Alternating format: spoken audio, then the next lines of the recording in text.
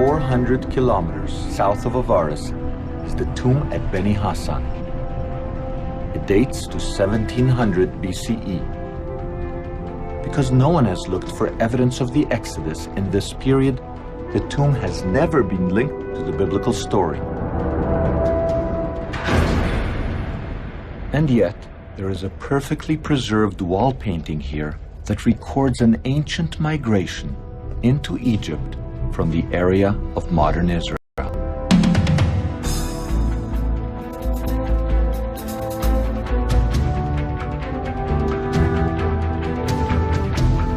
As in the Bible, the scene involves bearded Semites riding donkeys and bringing their families and flocks into Egypt. Like the biblical Israelites, they are wearing multicolored tunics.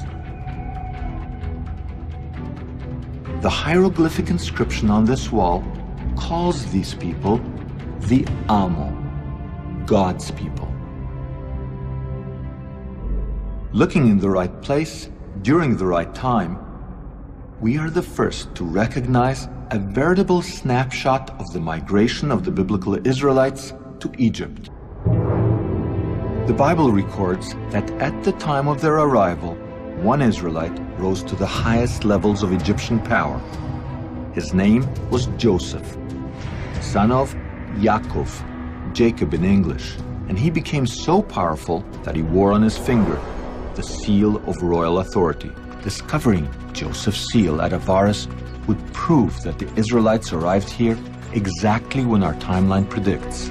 Incredibly, the tiny seal was found, the 9 seals worn by Joseph's court officials.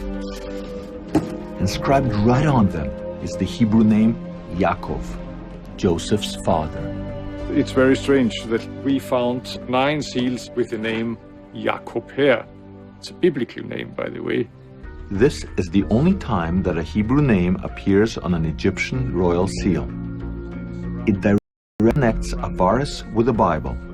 This stela is what the Egyptians would have called a triumph stela, a victory stela, commemorating victory over foreign peoples. Most of the hieroglyphic inscription celebrates Merneptah's triumph over Libya, his enemy to the west. But almost as an afterthought, he mentions his conquest of people to the east in just 2 lines. The text reads, Ashkelon has been brought captive, Gezer has been taken captive, Yanoam in the North Jordan Valley has been seized, Israel has been shorn, its seed no longer exists. History proves the Pharaoh's confident boast to be wrong. Rather than marking their annihilation, Merneptah's stela announces the entrance onto the world stage of a people named Israel. This is priceless evidence for the presence of an ethnical group called Israel in the central highlands of southern Canaan. The well-established Egyptian chronology gives the date as 1208 BC.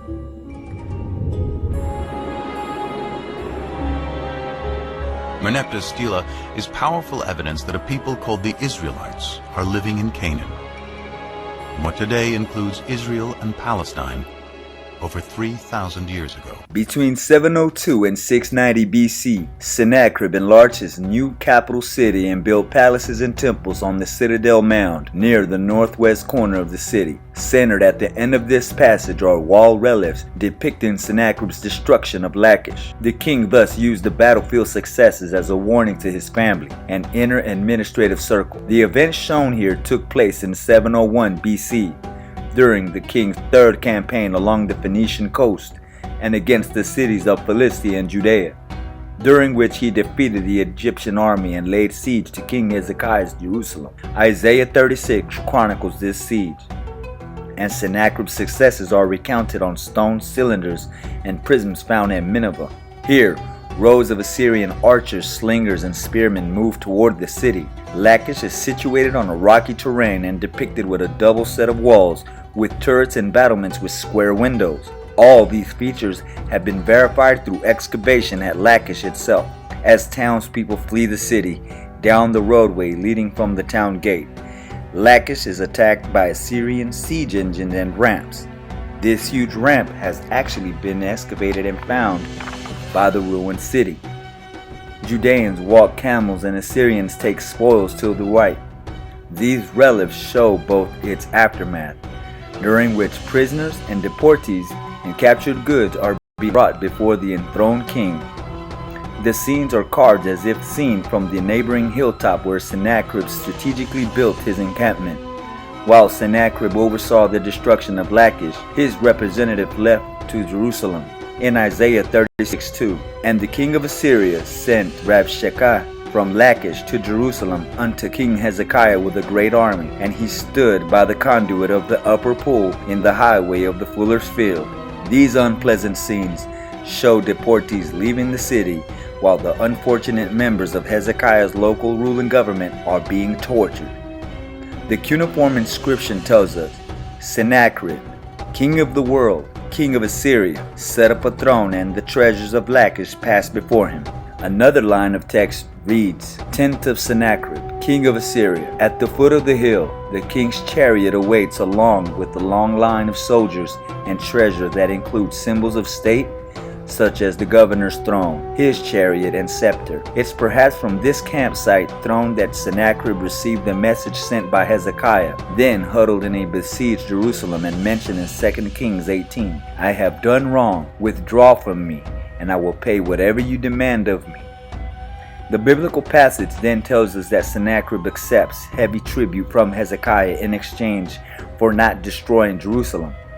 There we see post-battle activities at the Assyrian campsite. So Rabshakeh returned and found king of Assyria warring against Libnah, for he had heard that he was departed from Lachish. So Sennacherib, king of Assyria, departed and returned and dwelt in Nineveh.